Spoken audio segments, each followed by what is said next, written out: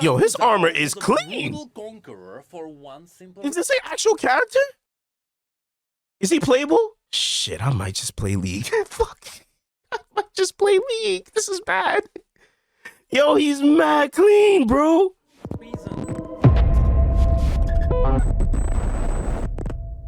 YouTube, we're back. Beautiful people, how you guys doing? Hope 2025 is treating you all well so far. It's a little bit different what we're looking at today. Not necessarily an anime episode, but this is shout out to my Arcane, specifically the League of Legends guys out there and gals and the Arcane fans that are tuned in the channel. Listen, I saw the support and the love y'all showed me in the Noxian trailer video. And I also saw a majority of the comments. Y'all were cooking my shit. I'm sorry. I did not know AnonAysi was not the rightful ruler of Noxian. Listen, I don't have much knowledge on League of Legends. And the way they how would you say introduced her in the series, I assumed that, you know, she was Don Dada, you feel me? She was packing heads, moving, making moves out here. So I did not know. So thank you guys who were, again, guys and gals who were cooking my shit in the comments, letting me know AnonAysi is, her family's not even up there, but they're respected, and Noxian apparently has 3 rulers. It made me more interested to go and dive, how would I say, more deep into the Arcane lore. And I wanted to start with the Black Rose, because, again, somebody said in that trailer, in the comments in the trailer video, saying that it will probably be a couple years till we see this. And I don't feel like waiting that long, man. I love the lore. I love, what is it, League of Legends. I am going to refrain from playing the game because I know I'm going to love it and get too addicted and it's not going to stop. I probably won't even post anymore if that's the case. I will not play the game. But if there anything else League of Legends wise, like videos like this, lore, or just anything that you guys would think would be interesting that I should react to, please let me know down below. Shout out to this guy. If I hope I'm pronouncing it right. Necrit, it's his video. What is the Black Rose Arcane lore explained? I'm not too sure if he's a League of Legends expert, but he knows more than me. I'm gonna give him that. Without further ado, thank you again, Necrit, for this video. Let's get right into it. And first, before I even continue, right? This is the level of success I want to be when it comes to this content creation stuff, right? This man is recording in his PJs. And not a damn in the world. I'm not even trying to cut your ass, bro. I respect it. He is that comfortable, bro. I pray I get to this level of comfortability on this the YouTube content creation sphere. Please. Because this is lit. While Arcane is generally seen as great, there were some points in the story where people stopped to think, the heck is that about? After which, if you finish the series, you are left thinking, the heck was that about? Yes, nigga, what the fuck was the Black Rose? We are talking about the Black Rose. The one thing in Arcane which many people believe was pointless. All the while, it is a really cool reference and a setup to anyone I wouldn't say it knows was pointless. How deep League's lore is. And so today, in this video, we are fixing that for everyone. Because as it turns out, the Black Rose have a massive influence over the entire universe. And despite their appearance... Quick question, guys. So in the series, the Black Rose, I think I remember, it killed AnonAysi just like that, right? How? Like, they just put her in chains? Did it, like, draw life force from her? It just killed her. I don't even recall how it killed her, apart from just this specific scene. Like, there was no blood or anything. Once the chains were broken, she just... You feel me? If you guys could give me a kind reminder down below, thank you. Like, how exactly did she die? I didn't know people had mixed feelings about this, but I can see why they felt, how would you say, empty? Arcane confusing a lot of people, I can assure you it all makes perfect sense with the right context. Okay, please explain me, bro. Without further ado, let's explain who the Black Rose are, what they do, and... Okay, so it's like an order. It's not one individual. Arcane. In order to explain the Rose, we first briefly... Hold the fuck up. So this is the map of League? Explain Noxus. Oh, so this is the map of League. Hold on. In order to explain the Rose, we first... Okay, so there's Frel, Frel George, I guess.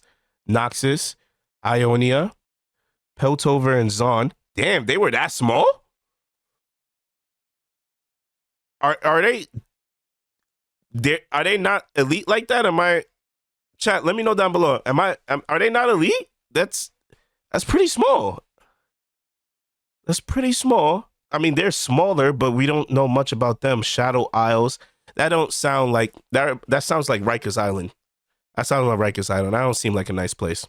The way it even sounds. Ixtel, Shuruma, Targan. I feel like you three be beefing just because y'all right next to each other like that. I feel like y'all be beefing. Like this one be bullying this one, and he just be waiting to see who's gonna be the the loser or the winner of the outcome of these two. But damn, Nox Piltover is that small shit. First, briefly have to explain Noxus. In the present they got their Noxus characters is an there too. empire that is technically led by 3 people. This was done to prevent possible corruption. Okay. With the current leaders being Darius, Swain, and a mysterious figure nobody knows much about. Oh, okay. Okay, thank you. When y'all was cooking me below, you did say it was ruled by 3 individuals. To prevent possible corruption. 3 families? Leaders being Darius. And okay, that's the one I believe that was Jace. Well, I thought he looked like Jace. He's the one that cooked the Frost Ogre. He has my respects. He fights, and you can see the battle scars. He's like that. Swain and Slain. And somebody did say he's the closest thing to a vampire in the series. So that might be him. But he was seen with the Black Rose at the end? Am I bugging? So maybe it's a two against 1 situation. Mysterious figure nobody knows much about. But while these or not. 3 are ruling I could be wrong. over Noxus, at the same time there is a hidden cabal which is incredibly powerful, which is secretly trying to wrestle the power from the rulers and use it for a lot of shady stuff. Wow. As well as corruption. Okay. The twist being that they are technically doing it all for a noble reason. Oh, in the trailer, there was a whole bunch of other people in with the Madam Web scene. There was a whole bunch of people in masks. I'm wondering if that's one of the girls that you guys mentioned, that she's actually a good character in the game, or like one of the main characters. Is Noxus like really like? Is Noxus the main setting of the story? I know it's just not going to be based in Noxus, but would you say Noxus is like the powerhouse main country of League of Legends? Would you guys let me know, please? And of course, this cabal is known as the Black Rose. Okay. Its story started the Black Rose is the secret order. About Okay. 1400 years before the events of Arcane, during an event known as the Reign of the Iron Revenant. Damn, I got a lot of lore videos to watch. Please, guys, let me know down below. Just north of Piltover and Zon, which is where Arcane happened, was mostly covered by primitive barbarian tribes. Okay. And yet, during these times, there were already whispers of a powerful pale witch, whom, in League of Legends, we know as LeBlanc. A master of illusions who has the ability to spread her clones around the world, who also just likes to act from the shadows. And for now, she's one of those. Exactly what she did. To most people, she was but a myth. Okay. So instead, as the barbarian tribes fought for dominance over the entire continent, there was one warlord who rose above the rest. A barbarian known as Sun Uzal. Yo, his armor is clean. Conqueror for one simple. Is this an actual character? Is he playable? Shit, I might just play League. Fuck. I might just play League. This is bad. Yo, he's mad clean, bro. Reason. He believed that after death, all the killing and conquering would earn him a seat at the god's table in the Hall of Bones. And so Valhalla? He conquered for the glory of the gods until he died. That's basically Valhalla. He died, instead of the Hall of Bones, that's Hulk. He found himself in an empty wasteland, with an occasional lost soul drifting by. This made Sun Uzal quite angry, because it meant his faith was false. There were no gods of the afterlife. So he died and he found himself just... Oh man, the atheist gonna love this one. Was for nothing. But as all the other lesser spirits eventually faded, lost to time, Sun Uzal refused to fade, being quite literally too angry. Okay, so He died. I don't know if he died in battle, but he died, and the afterlife is not what he expected. So, but San Uzal refused to face his will, tempered by rage and torment, held him together over time. The unknowable, disembodied whispering in that place crystallized into the words he could almost comprehend. This, he learned, was Aknun, a profane tongues spoken by any among the living. Slowly, a deceitful plan began to form in what was left of San Uzal's mind. He began to whisper temptations across the vial between realms, promising his indomitable strength to any who dared to listen. Is this nigga on some Kratos shit that he's willing to give up his soul for? This is good. This is good. Torment held his spirit together. This is good and stuff. Over time, he started understanding the faint whispers around him. This is good stuff. Learned it was Oknun, the language exclusively spoken by the dead, which gave him the opportunity to form a new plan. Using this language, San Uzal whispers temptations into the realms outside, promising power to anyone who would listen. And sure enough, eventually there was a group of sorcerers who heard his whispering, and they promised to bring back San Uzal in exchange for his power. Lacking flesh or bone, somebody's getting screwed in this deal. Sorcerers to make him more powerful than any mortal, by binding his soul to metal plates that resembled his old armor. Full Metal Alchemist. So San Uzal rose again. Oh, he's definitely playable. Look at that. Look at that. Revenant of iron and hate. Of course, his artwork looked better though. For his conquest, San Uzal looked towards the power-hungry mages who resurrected him, and instead of blessing them with his power, he killed them all with his bare hands. What did I tell you? He forged their souls into a massive maze. This man is crazy. Nightfall. The mages tried. He killed it. So I knew he was gonna end up screwing them at the end of the deal. Excuse me. Oh my gosh. To scream out his name to banish him. Because in League's universe, knowing someone's real name allows you to do some magical stuff with them. But this time, it was no use. Because San Uzal was no more.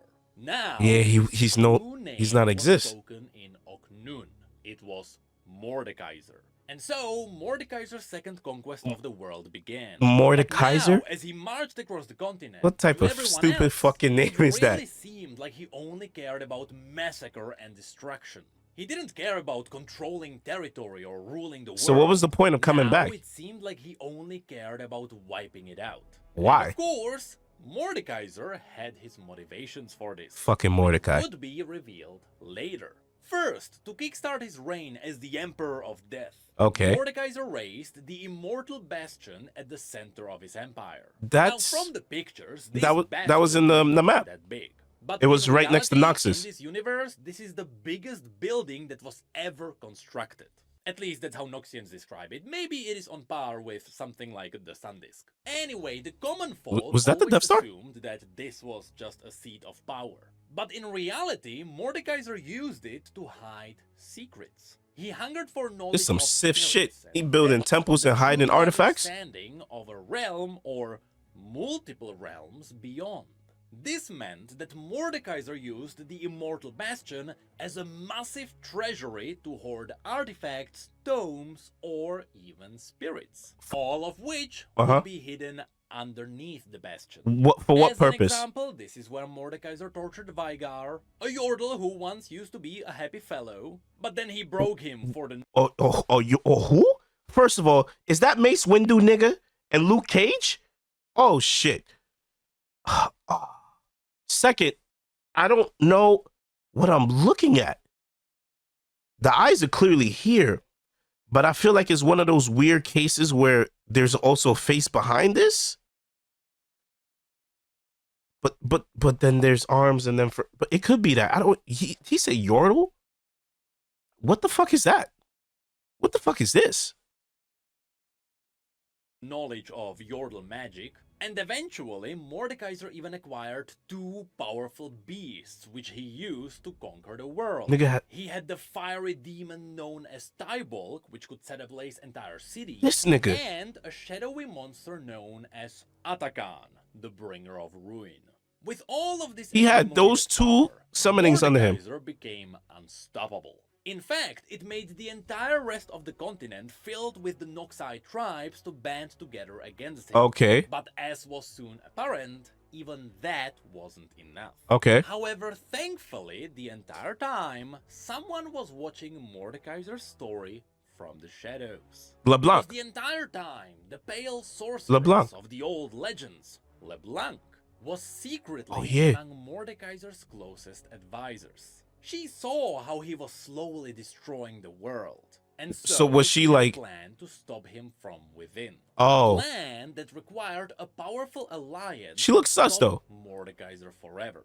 But for this, we have to go back in time before. Nigga, we going further back? Uzal became a living warlord. Here we get to an event known as the Great Darkin War. This is a very long and quite complex story, but don't worry, we don't need all the details. Just know that during these events, whatever that story is, guys, if you feel like it's important and I should know about it, comment down below. Recommend the video I should watch for it, please. There was a race of demigods known as the Darkin who were scattered across the entire world. Okay. Who lost their leader, and so now they were fighting for dominance. This nigga looks clean. This nigga looks clean. Not too sure about this. It's giving me Hills Have Eyes vibes. But no, not Hill Have Eyes. What's that shit called? Silent Hill. You know, the monsters in Silent Hill, creepy as shit. But this one kind of looks clean. Magic, meaning that they could reshape their bodies into whatever they deemed powerful, oftentimes turning themselves into hulking, bloody titans. And well, I feel like I've seen this somewhere before. That specific character design. Very far away, there was another continent IG. called Kamavor, which was mostly controlled by a feared holy kingdom. But even this kingdom was afraid of what the Darkin were capable of. And so, to they got a keep dragon the with them. away from their continent, A black the one. kingdom of Kamavor traded Prince Vladimir to the Darkin as a hostage. Is that Slain? Is that what they called him? Am I getting his name right? Slain? The one that said is a vampire. If he's that old, it's confirmed. He's a vampire, right? Or not? Turns out, Vladimir had quite the talent for arcane magic. Okay. And so, believing himself to be absolutely above a mere mortal, and therefore worthy of the blood-transmuting power. Wait, they said his name was Vladimir before. The Darkin allowed Vladimir to study this terrifying magic. Yeah, and they said he used blood. Vladimir became the first ever mortal to master hemomancy. Okay. After which the Darkin would allow him to use it to enforce their will on lesser beings. Now, skipping forward quite a bit, they traded him away. Through the interference of celestial he got stronger. beings, the Darkin were banished away. They were sealed inside weapons and scattered across the world. That's crazy. Just a cataclysmically what type of anime shit is this? Now you use the weapon, you got Darkin Bankai. Which is when San Uzal's story happens, where he is resurrected as Mordekaiser. Mm-hmm. Well, you see, as Mordekaiser, as an undead you got Darkin in him? Now conquering the world again, along the eastern coasts of Valorant, stories of a bloodthirsty fiend demanding sacrifices and worship spread around. This fiend turned out to be Vladimir, who united some of the local tribes in his worship. Okay. For a while, he was seen as a barbarian god, until the moment his lair was approached by a certain pale sorceress. That night, the two feasted as equals. They weaved magic so dark the wine at the table soured, and roses withered, turning from vibrant red. Imagine you went there just to have a good time. You drinking some wine. These niggas done made that shit turn sour. It's just not even wine anymore. They just fucking around making shit flow in the air.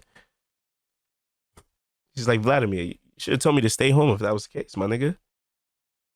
And thus began the pact between Vladimir, the first ever hemomancer, and LeBlanc, the Witch of Legends. So I wonder if people eventually figure out who she is.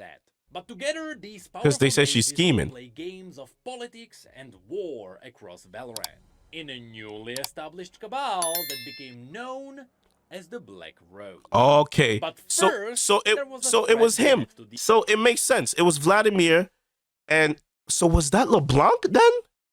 At the end of the trailer, was that LeBlanc? Okay, maybe not. I don't know. Maybe he'll explain. So maybe that was LeBlanc because that was Vladimir at the end of the trailer, correct? Controlling the it had to be. Am I bugging? Deal with. So who the fuck is Slain? What was I saying that for? Reign, after allying with the tribe that Vladimir brought together, secretly LeBlanc helped the entire continent to band together and strike at Mordekaiser's empire. With this distraction, using her position as his advisor, LeBlanc betrayed Mordekaiser and she severed his soul from his armor. After which she sealed the empty iron shell underneath the immortal bastion. That easy? Casting Mordekaiser out of This the nigga went back again. But while at first he went back, I know he's tight. Victory, it all led to Mordekaiser's ultimate plan. You see, the reason why during Mordekaiser's second reign he only massacred and destroyed was because he wanted to kill as many mortals as possible. Why? So he could funnel all the dead souls into his previously empty realm, which was now known as Mid-Narak-Nun. And after LeBlanc banished him back into his realm, he could see the endless, which was now known as Mid-Narak-Nun. Mid-Narak-Nun. Damn, the little African came out of me when I did. My fault, y'all. And after LeBlanc banished him back into his realm, he could see the endless ocean of souls he brought here. And so, of course, he immediately started forging the... So did he do all of this because he was lonely down there? So he just killed a whole bunch of niggas so they could just be friends in the afterlife? Again, the League of Legends people are kind of assholes, don't you guys think? Worthy into powerful warriors. First wine, now it is? Souls were just turned into bricks, which would be used to build a new undead empire. Hold on, let me hear that again. You turn these niggas into bricks? While the lesser souls were just turned into bricks. Get the fuck out of here. To build a oh, nah. Empire. This continued for over 1,000 years. But now, in the present days, with a cool event where Mordekaiser shattered his own... He was doing all of this shit for 1,000 years?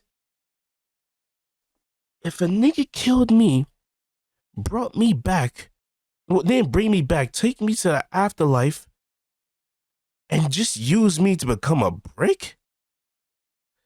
Like, not even a brick that you can sell, just the actual stone brick? I'll side with LeBlanc. Yo, I was so, oh my gosh. LeBlanc, he right here. He doing his shit again. Throne because he was done sitting down. He was also done building his own kingdom. And he was ready to with the souls of niggas that ain't want to be there. Material realm again. And since he was banished in Noxus, it would happen right in the middle of the immortal bastion. And this is technically why LeBlanc started the Black Rose. Because she knew he'll come back? She needed an alliance of powerful mages who would help her to keep Mordekaiser away. Preferably, so he's like the that. Rest of the world knowing about it, because sooner or later there is a chance someone would get tempted by Mordekaiser's whisper. That's why is he like the main antagonist of League of Legends? The current leader Let me know, please. Doesn't know about it. This is all by LeBlanc's design, so she can protect the world from the Emperor of Death. But soon, all of this reached another Y'all should have told him the truth before he died. This would have all been avoided. What Mordekaiser was doing in his realm. So now her goal was not just to keep him banished. She knew that eventually he would get out. And so she started preparing the Black Rose for the inevitable... You can't tell me these niggas don't look drippy. You can't look at this nigga, Frederick Douglass over here. You can't tell me these niggas don't look drippy. Look at this. Look at this. Looking like a white Mbisa. Oh my gosh, look at her. Shit. Black Rose is drip. Battle with Mordekaiser. As a result, they started doing the most questionable things in search for power.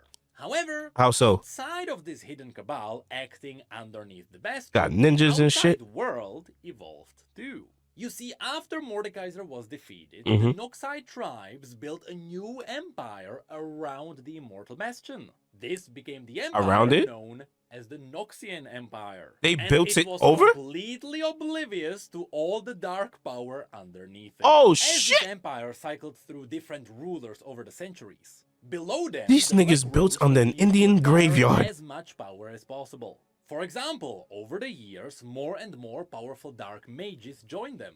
This includes Lady Elise, the mistress of House Kythera, who got poisoned by her husband during the endless political games in Noxus, and who survived with LeBlanc's help, because she Oh, got introduced to Vilemaw, the spider god of the Shadow Isles, who what? transformed her into a spider-like creature using the venom in her body. Now, at the same Spider time, god. Lord Vladimir also got a lot of story of his own. It turns out being immortal also has a pretty funny downside. Oh, what's the You may downside? live forever to experience a lot of things, but your brain doesn't get any bigger, so you will start forgetting things. Which is why Vladimir is constantly forgetting what happened before, and this is why Oh, every few centuries he gets a painter to paint a portrait. that's crazy. Excuse me. It's just imagine you guys have always have like, or maybe it's just me, like just thoughts of immortality, but then that never really hit me. Like, would you really remember things from like thousands, hundreds of years ago? You remember things from your prime, like, right, like from probably from here to like year 100, if anything, right? But like 1,000 years, like year 200 to 1,000, damn. He's right. He can't remember shit. Portrait of himself so he can remember what happened. Anyway, closer to the present It's all that blood magic, Lord nigga. Vladimir started the Crimson Cult to recruit new talented mages, which would not only serve as blood offerings to prolong Vladimir's life, but eventually all of them would be also turned into weapons against Mordekaiser. Not only that, How? this spreading of hemomancy also led into the formation of the Grey Legion, an art that allowed Noxians to be resurrected as mindless, bloody zombies to fight What? for Noxus again. But it also allowed them to create entirely new blood golems using nothing but blood. But also, LeBlanc herself started hoarding interesting objects. First of all, she started teaching certain members of the Rose rune weaving. It was the Noxus art is of using sick. dark magic to put runes onto dark steel, Oh. shaping it into weapons which would nullify magic. That's the same weapons and that this would also make the weapons Rectum was using in indestructible. Arcane. As an example, this is what happened to Riven's blade. Sure, it got shattered, but because Raven? it is indestructible, it keeps reforming itself. Also, Oh. technically, the magic nullifying is why she has a shield in the game. And yes, this rune weaving there you is go. also what we saw in Arcane. Yep. It's the same runes on the black steel which Ambassa had, hinting that when Arcane mentioned that Ambassa stole something from the Rose, perhaps she also took this art with her. That was it? But speaking So of it's not Riven, available to all of them? LeBlanc is also the one who started Oh no, the seem Noxian because she's invasion not part of the Ionia. Black There Rose. is a story that hinted that she originally started this invasion because she was looking for something powerful in Ionia, which once again would mean that she might be doing this because of Mordekaiser. And she achieved this invasion by whispering into the ear of Borem Darkwill, who Okay. at the time was the leader of Noxus, and because he was aging, Is this she Born? told him that there Is this was an guy? artifact. Because they showed this when they mentioned her banishing Mordekaiser, but he didn't have a body, at least an organic one. So is this actually who he's referring to? What's his name again? Leader of Noxus, and because he was aging, she told him that there was an artifact in Ionia that would make him immortal. But Okay. perhaps more importantly, considering the latest update that is coming to League of Legends. After LeBlanc defeated Mordekaiser, she sealed away the two beasts. Yeah, what happened to who those used beasts? to I just conquer the remembered. world. There was Atakan, who got banished to serve LeBlanc directly, and Damn. Tybalt, who got sealed inside a vial as a tiny droplet of fire. And the droplet would eventually be put into a child we know as Annie. That's right. Tibers, the fiery bear she has, is actually a form of the demon that once... What the fuck is League? So LeBlanc took this nigga's first summon and made him a storm runner for her. And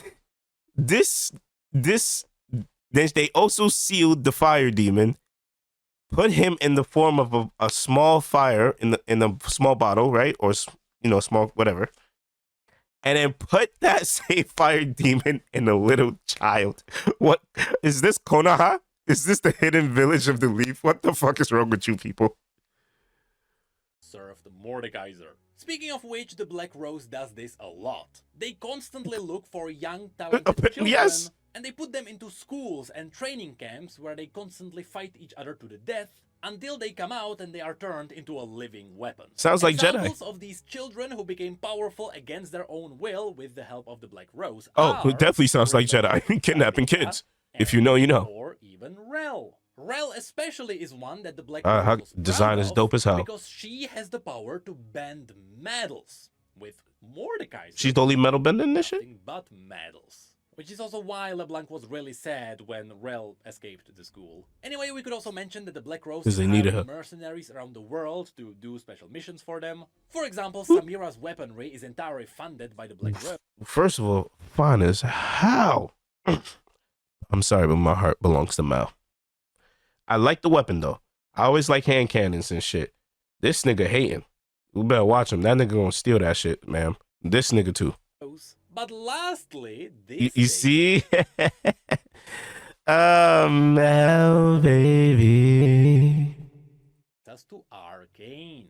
See, now you may know Ew. that this organization is filled with dark mages who are technically on a quest to stop the end of the world, but this may leave you asking, Yes. the heck did they do in Arcane?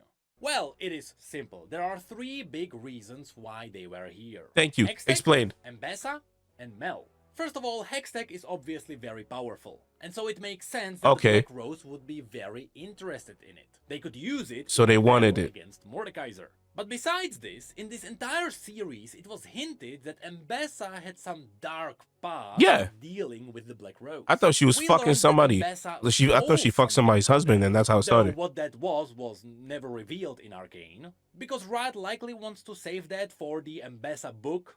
There's a book? I mean, they have to get people excited somehow, and it could be. I don't read books, nigga. You better animate that bitch. All we learned is that in retaliation, the Black Rose went after her son, so they killed Kino. Oh. And it was revealed that Mbessa did something shady to infuse her child with a special power. And it turned out that child wasn't Kino. It was Mel. But Mel.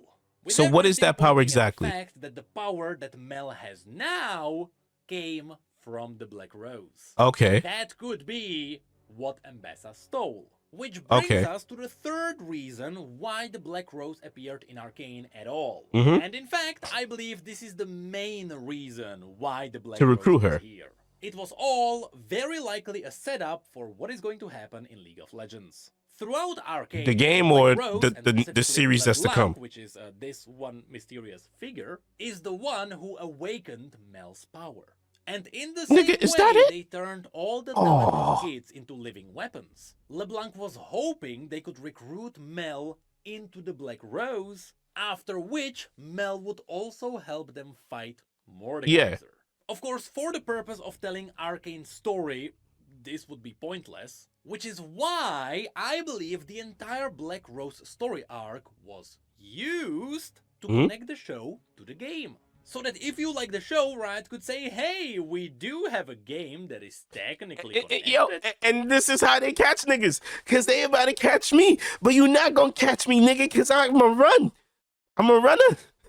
Nigga, if I play this game, I will not stop, bro. Because I have not put Marvel Rivals down, and I have not put Monster Hunter down. And Wilds, oh shit, by the time Wilds come out, it's going to be so game over. Because then I have to play Pokemon next too and other shit too. Oh, fuck, I'm done. Let's do it. Please play it before the MMO comes out. No. Oh, is that it? Yeah, I think that's it. Oh, guys. Nah, that was very informative. Very informative. Please let me know, ladies and gents, if, what's it called? If I have to... He put 2 videos up I just saw. Yes, there you go. Please let me know. Can y'all hear me? Oh, yes. I'm bugging. Please let me know if I should watch either one of these 2. I'm really leaning towards this one because this seems like it's going to be a good video for me, specifically League Universe Explained for Arcane fans. I'm an Arcane fan, so I think this is good. This is a good video. Let me know if you think I should check this one out or any other videos in regards to Arya, to League of Legends Arcane that you think I should check out.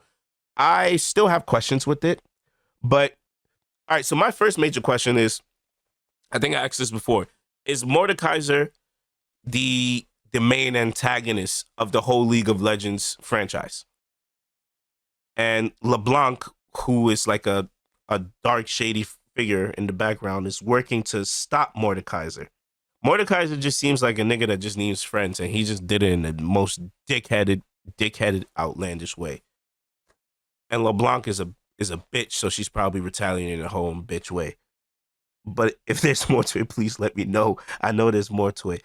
What is her goal from all of this? Because it doesn't seem like just to play hero. It's a dark hero, but is it for her to rule? But it seems like she's been ruling technically, or maybe it's because she didn't anticipate Mordekaiser getting that strong, or it sounds like she did or planned that whole thing. Maybe I'm confusing myself, guys. Let me know down below. Again, I would like to check this next video out or any other ones that you guys would like to recommend for me. And I'm praying that this series comes out soon. So they did this just to catch me. But let me know what you guys think about the video down below. Hit the like button, hit the subscribe button, followed by the notification bell. We'll see you on the next one. Don't forget to tell somebody that you love them. Peace.